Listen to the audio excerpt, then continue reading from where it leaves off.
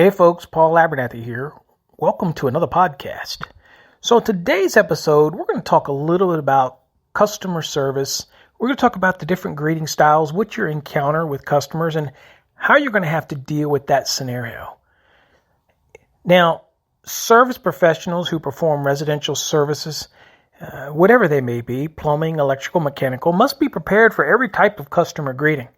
You never know what you're going to get at the door. Some customers will greet a service professional in a terse manner, a tense manner, and others will be very pleasant.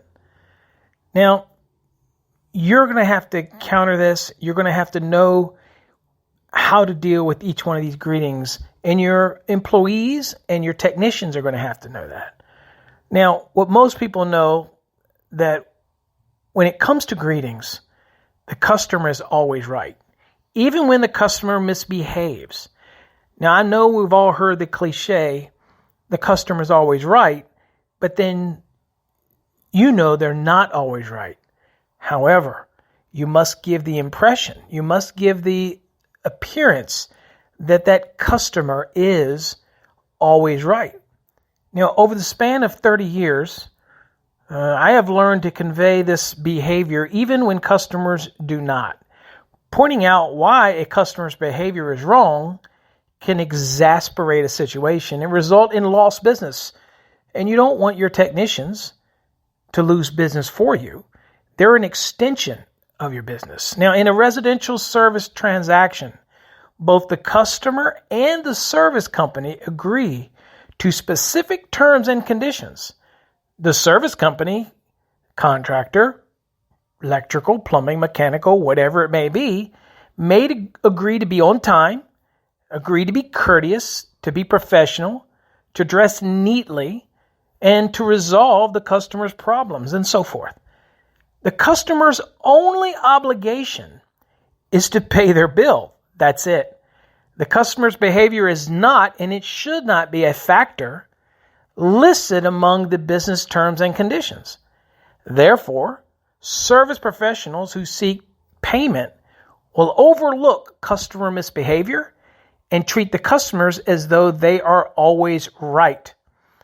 Now, customers' homes are their castle, and their behavior may reflect this belief.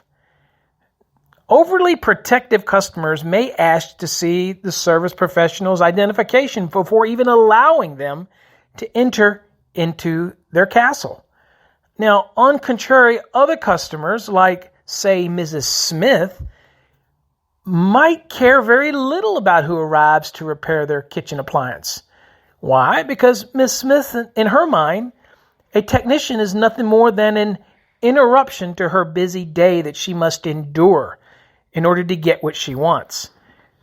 Now, customers come in many different styles. The field service professionals must be prepared with a positive greeting, regardless of the customer's demeanor. Remember that, positive greeting. Whether a residential customer greets a service professional with a warm smile or a cold frown, the service professional must always maintain a positive attitude. You have to train this into your staff. A service professional's attitude will affect his or her aptitude or ability. Don't worry, I'll explain.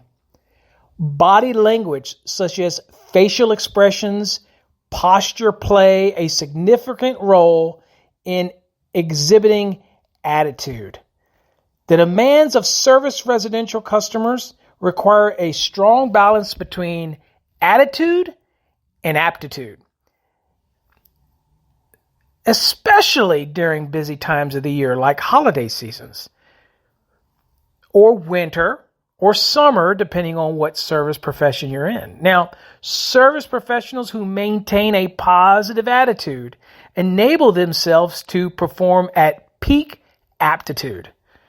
When a service professional becomes unnerved by a difficult or terse customer, attitude is apt to suffer. When the attitude goes south, the aptitude usually is not far behind. Now, what should your technicians or what should you try to teach your staff to do every day is to start your day on a positive note. Now, choosing to start the day with a positive attitude is important. This is because what happens in the morning can actually set the stage for the remainder of the day. Now, if you practice positive expectancy, is another vital morning behavior. So practicing that positive thought early in the day helps set the tone for the rest of the day. We create our own self-fulfilling prophecy when we expect good things to happen. If Johnny tells himself this is going to be a good day, and Johnny does everything that he needs to do to set Johnny up for a good day, Johnny's going to have a good day, no matter what gets in their way.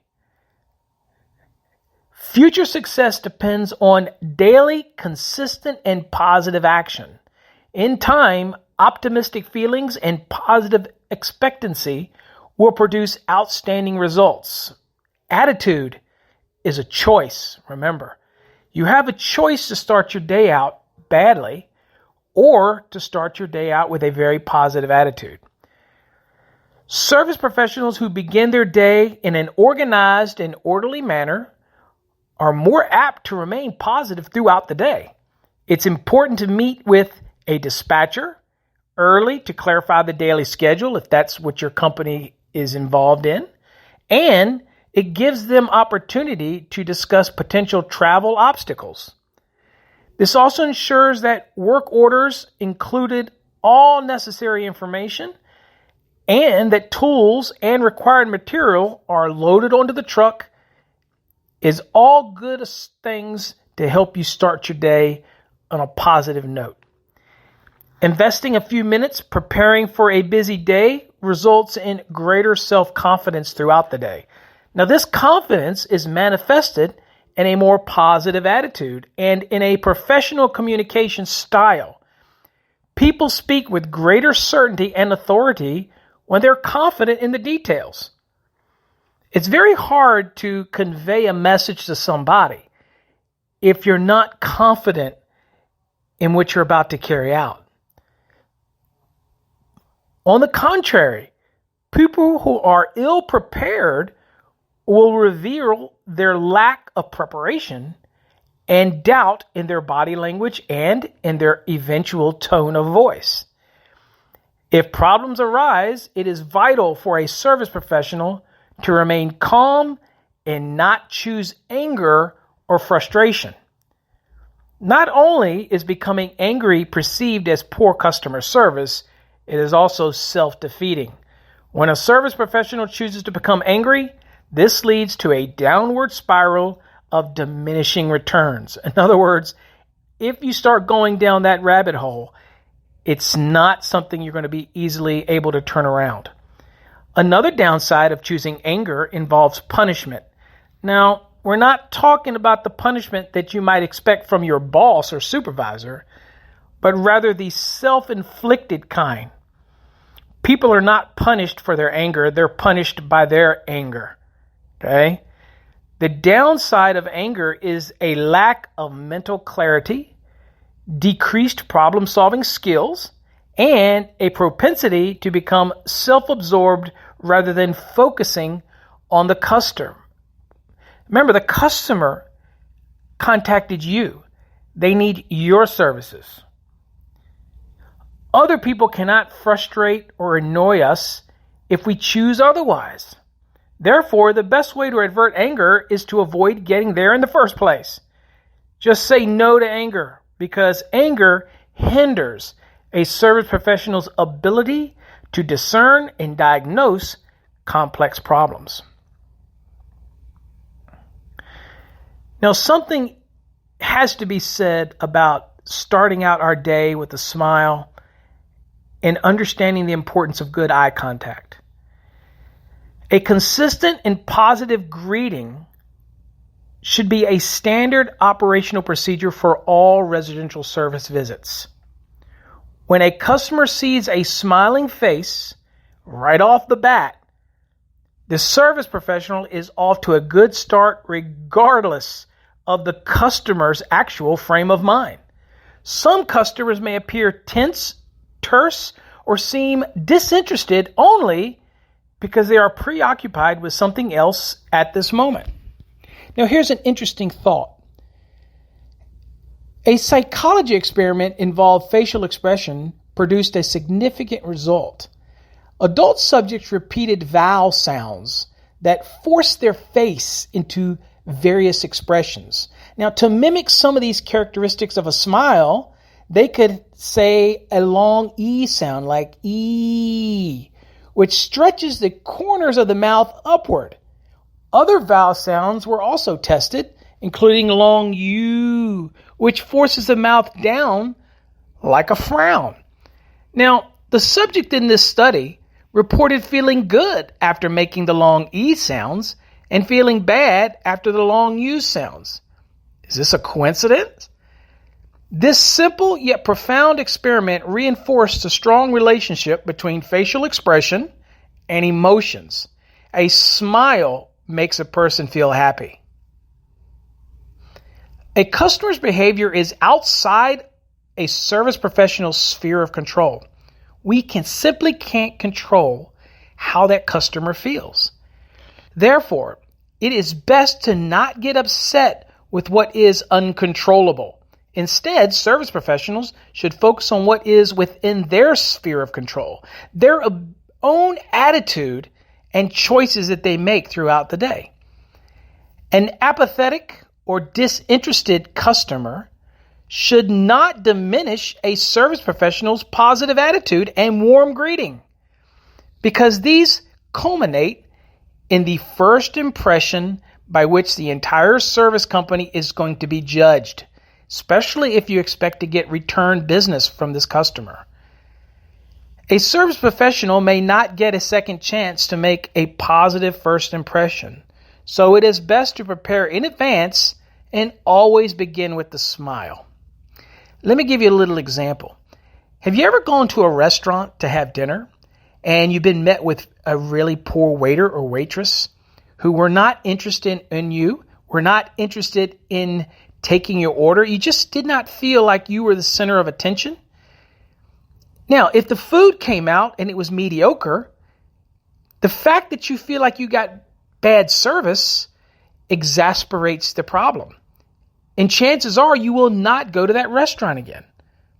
However, if you get food that is mediocre, but the waiter or waitress is exquisite, always greets you with a smile, makes you feel like you're the main reason she or he are there to serve you, then even if you got a mediocre meal, you ultimately end up tipping more and you still leave with a positive experience and say, you know what?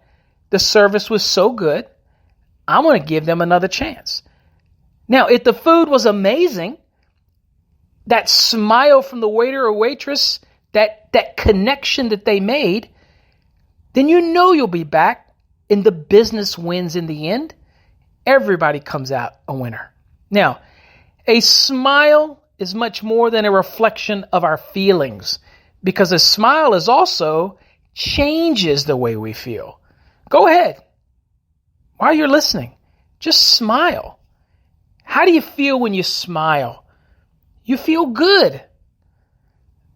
Look, there are 5 reasons why smiling is a good idea.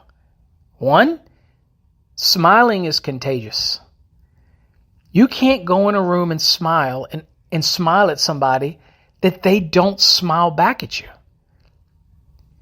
Smiling makes you more attractive, more appealing. It also makes you seem successful, confident.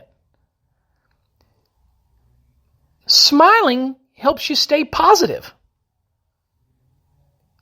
And lastly, smiling has proven to relieve stress. Now, as a service professional, you're going to come in contact with customers that are not going to be having the best of days. But when greeting residential customers, you want to make sure that you not only smile, but you make good eye contact. Because eye contact contributes to a positive first impression. The eyes are the window to a person's soul. A nonverbal behavior such as eye contact play a large role in establishing good rapport. Eye contact and facial expressions together reveals volumes about a person. How would you feel if you were paying a counter clerk for a few $100s in supplies? He or she fails to even make eye contact with you.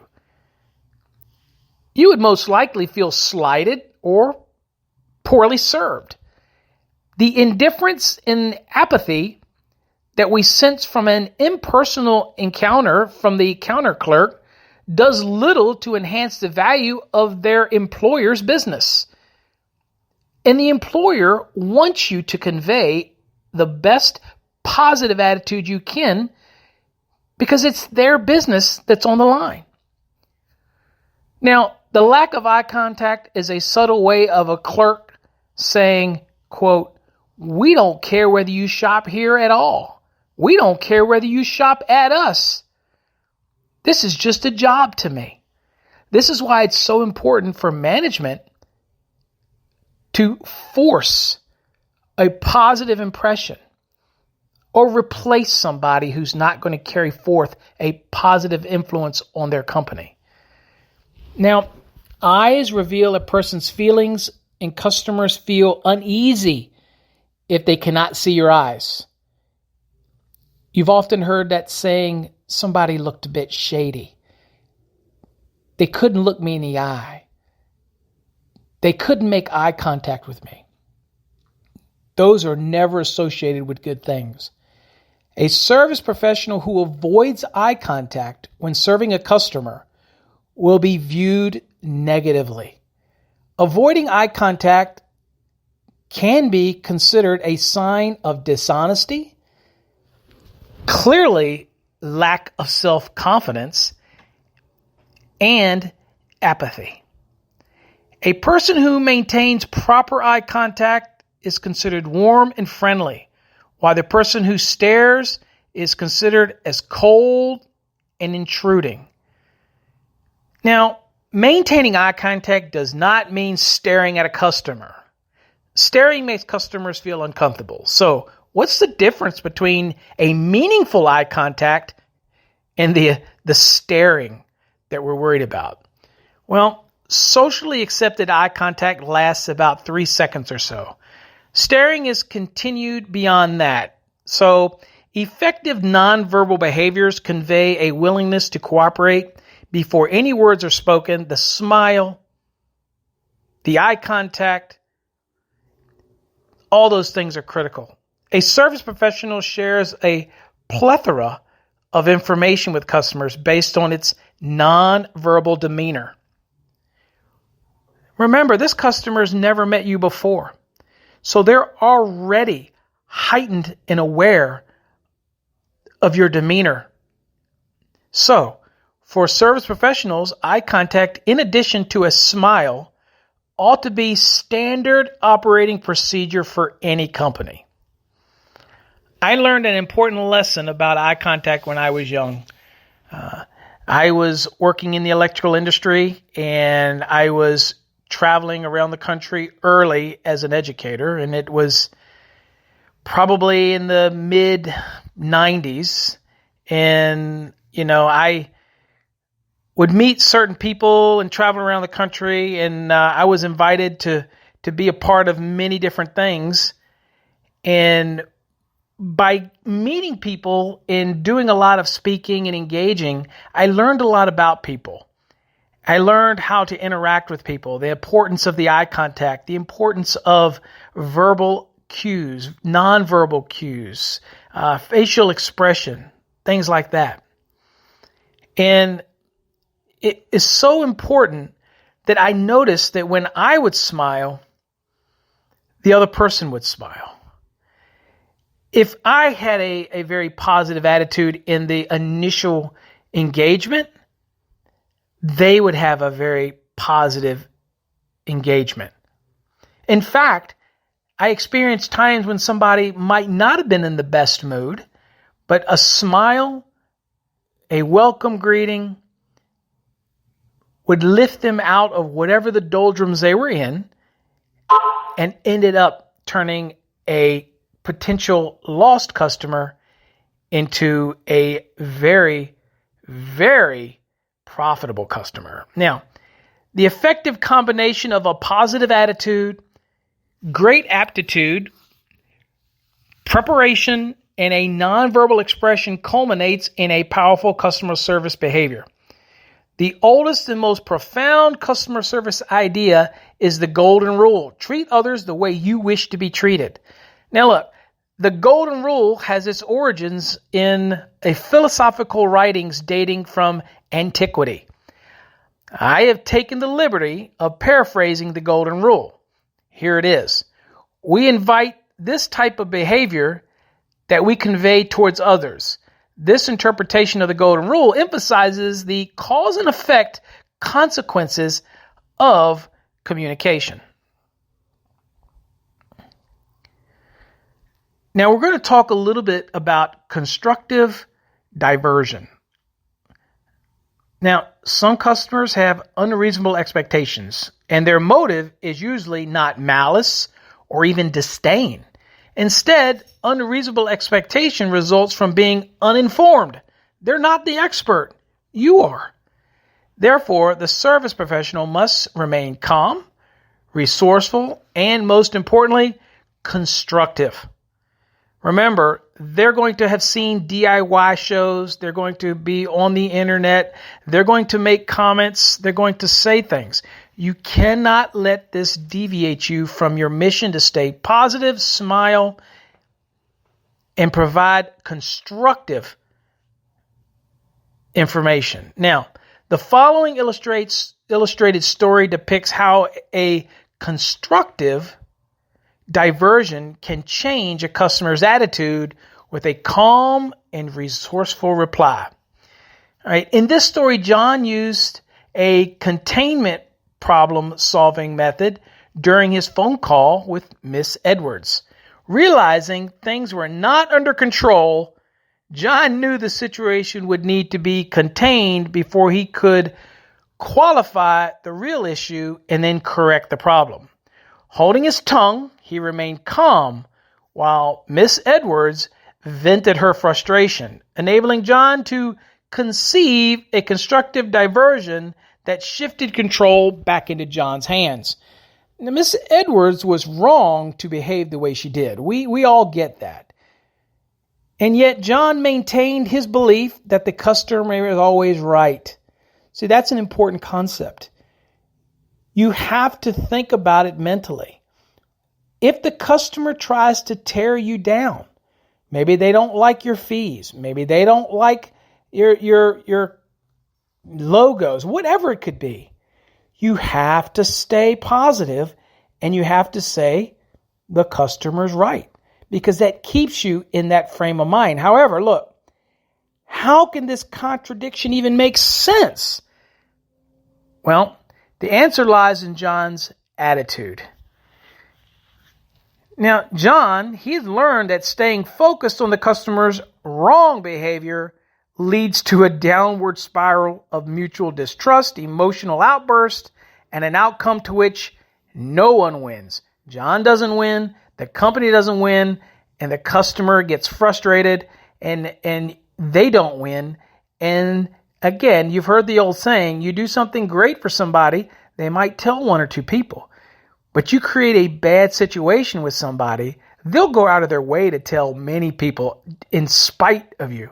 So, now, customers are wrong sometimes. They make incorrect assumptions. They exaggerate the facts, or maybe even become inflexible to those facts, or even become inflexible to their point of view, regardless of what a customer does wrong.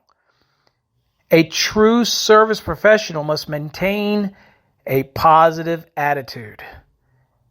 That bears repeating. Regardless of what a customer does wrong, a service professional must maintain a positive attitude.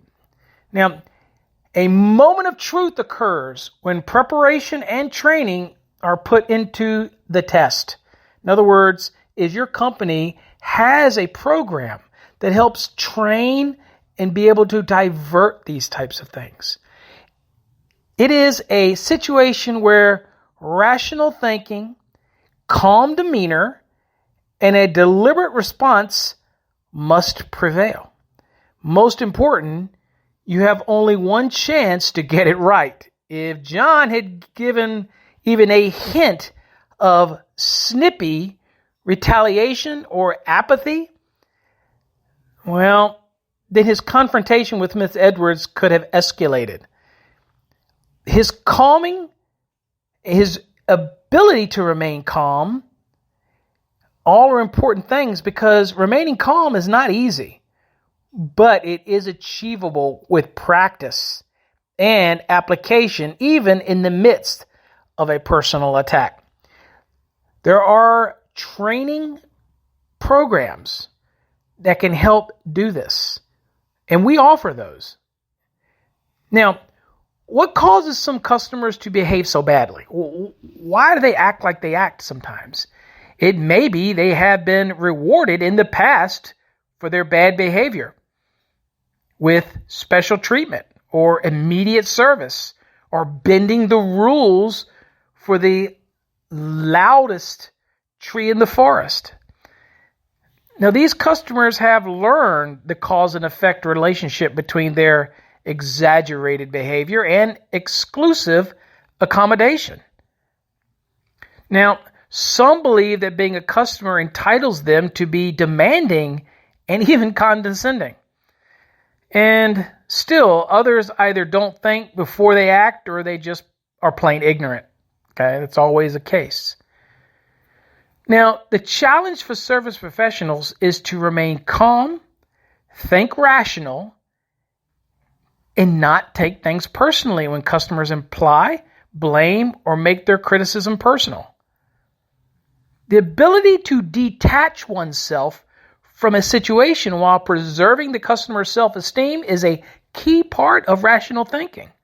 No matter what, the likelihood of a mutually satisfying resolution increases if a service professional can maintain good composure, respond appropriately, and show genuine empathy for that customer.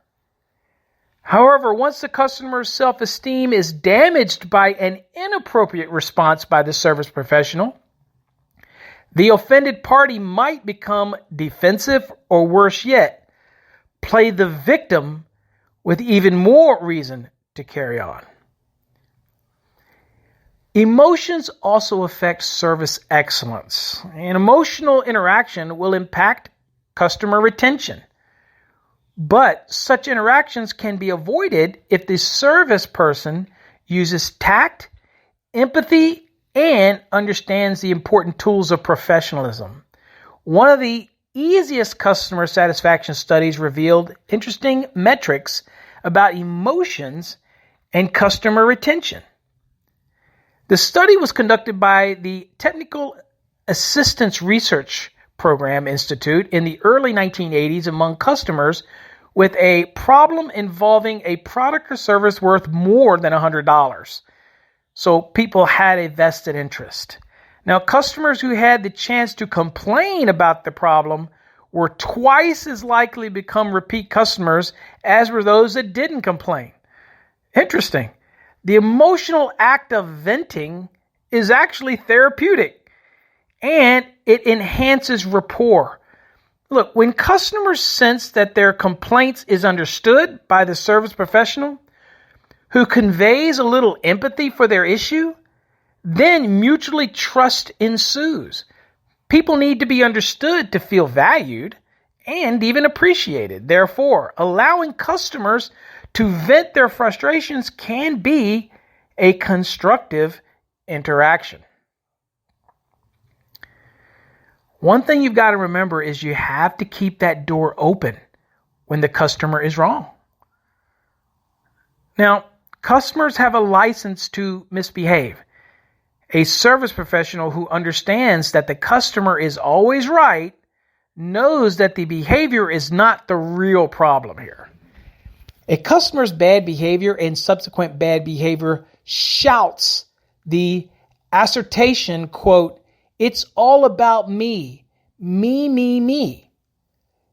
As one-sided or unfair as that me stance may seem, it is a reality that service professionals must face. Therefore, a company's service culture should reinforce service skills that ensure that customers feel like it's all about them. If a customer feels good about your service delivery, they're more likely to buy from you again in the future." Think about this. Commoditization occurs when customers perceive a loss of differentiation among service companies. Now, this perception will remain intact until customers experience improvement in service from one company, thereby improving that company's image, vice versa, competition. Differentiation is the practice of distinguishing a service offering from others to make that service more attractive to customers. Now, let's think about that for a second. If you go to do the service work and you're very positive, you greet them with a smile, you go with the mentality that the customer is always right, and you have empathy if they complain, and you do good service because you maintain a high level of aptitude, that even if the customer is unhappy with something, you differentiate yourself over the competition. Now let's examine a specific customer behavior that exhibits the, quote, "it's all about me" attitude in this case. A routine is price shopping. So that's what we'll talk about. That is what the routine is. A customer's practice of shopping for the best price is common in home service industries such as electrical, HVAC, and plumbing. So this is going to hit home with many of you. What usually happens is that a customer needs an electrician to fix something in their house, and in seeking the lowest quote, calls many electricians. The customer's "it's all about me" attitude drives this behavior. It's all about getting the lowest price. The customer is not interested in a business relationship. Instead, he or she is seeking a commoditized service. Okay, so it's a commodity to them, performed at the lowest cost because it is assumed all electrical contractors, plumbing contractors, heating contractors are the same. Now, during the customer's quest for a cheap price, the feelings of the responding phone reps at local plumbing, electrical, or heating companies are of no consequence. Customers are focused merely on the price. That is it. Quote, "How much do you charge to fix a broken faucet?" they may say to the plumbing contractor. And they may say it in a terse or perfunctory manner.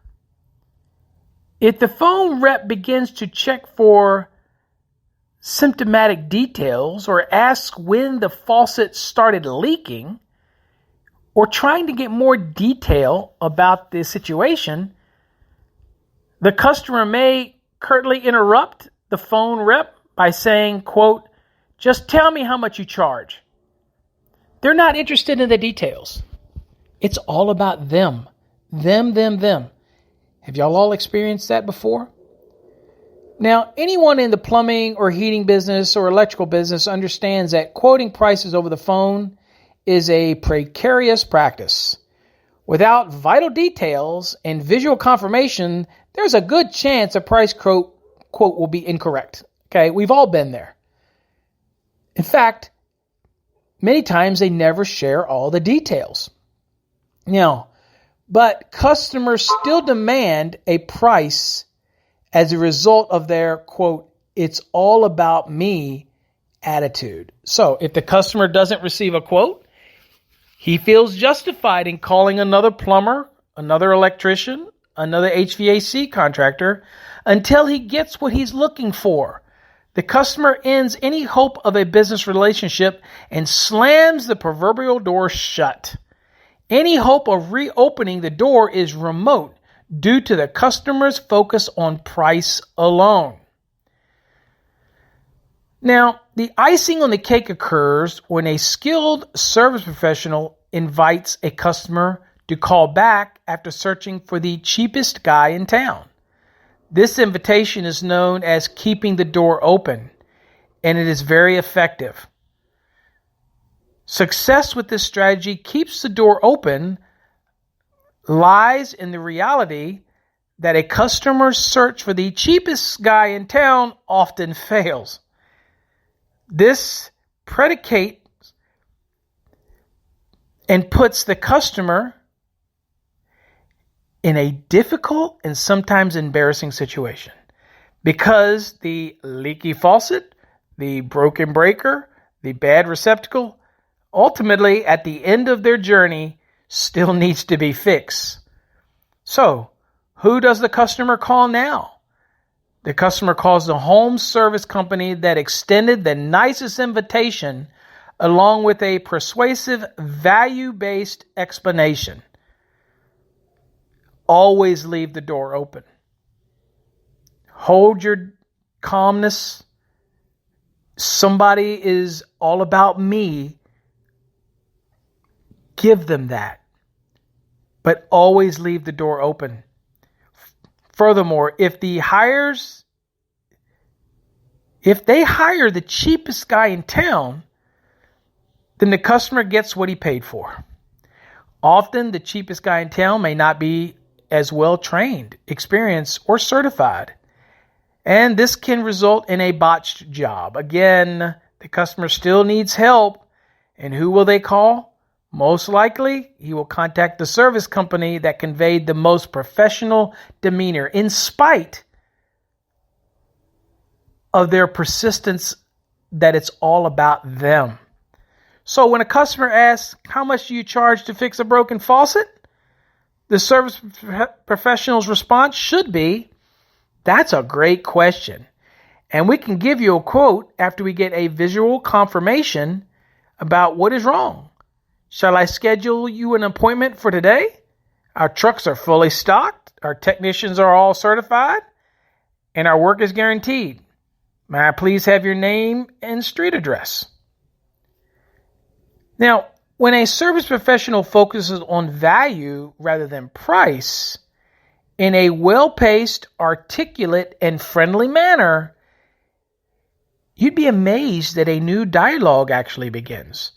This new dialogue challenges the customer's mindset about whether a customer should entrust their home and their family keepsake to the cheapest guy in town, or it's kind of a subtle and effective, and in many cases, customers will pause and consider a value-based proposition versus it's all about the price only. In all customer relationships, there exists a door through which a business relationship can emerge. And this idea must become part of the company's service culture.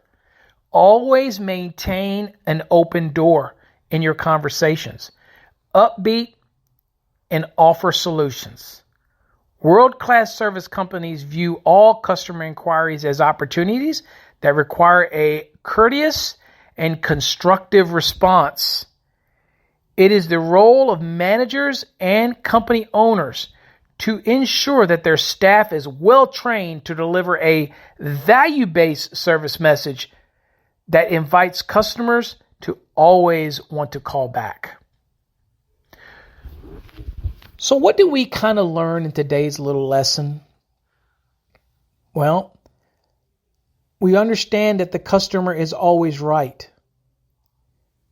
Even if they are wrong in your mind or actually wrong, you must go at it that the customer is always right.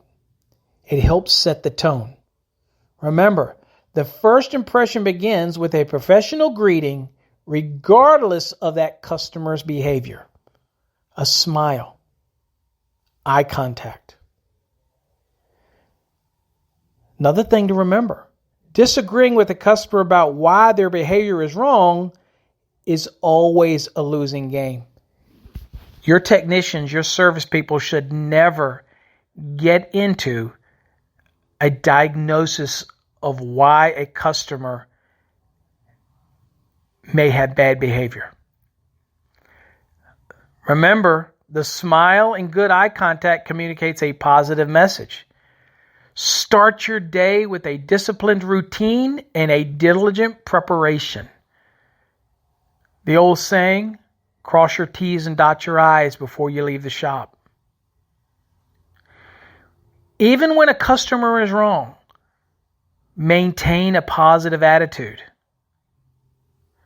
Practice restraint and not retaliation when you handle a difficult customer. Make it a challenge to turn that frown upside down. You'd be surprised how quickly that can happen. A well-executed constructive diversion can shift control back to you. Detach your emotions from potential adverse customer situations. It's not about you. It's about them. They're paying you to do a job. Think rationally, stay calm, and be more constructive than destructive. How about conveying some empathy to build more positive rapport with your customer? Understand how they feel. Balance expertise with more empathy when explaining technical jargon. No need to get technical with the customer, but you can explain it in a way that conveys the message. When customers seek a lower price, a service professional should reinforce the benefits and value and always leave the door open. The phrase "the customer is always right," unfortunately, has confused some service professionals due to an apparent belief between reality and the phrase itself. Now, this confusion might cause some to focus on the attempt to fix a customer's behavior. You're not trying to fix their behavior. That's not your responsibility. Again, you can only control yours. Service professionals must strive to fix problems, not bad behavior. The customer's behavior is their behavior. You're there to fix a problem. Getting to the root cause of what is making the customer behave badly will eventually fix the problem and the behavior. Therefore, when a customer is wrong, it is the service professional's primary job to contain the situation so it doesn't get worse. The ability to keep a situation contained takes practice, application, resiliency, and a positive attitude, along with a desire to always do what is correct. Well, folks, hopefully you got something out of that message today. At the end of the day, you have to practice these things. Now, we have a soft skills course that's available on our website, fasttracksystem.com. We have leadership courses. We have small business management entrepreneurial courses to try to improve your staff, improve your leadership. We even have marketing courses to help enhance the marketability of your company. All of these things are to make your company better and we're here to help. Thanks again for listening, folks. Hope you got something out of today's podcast. Till next time, stay safe. God bless.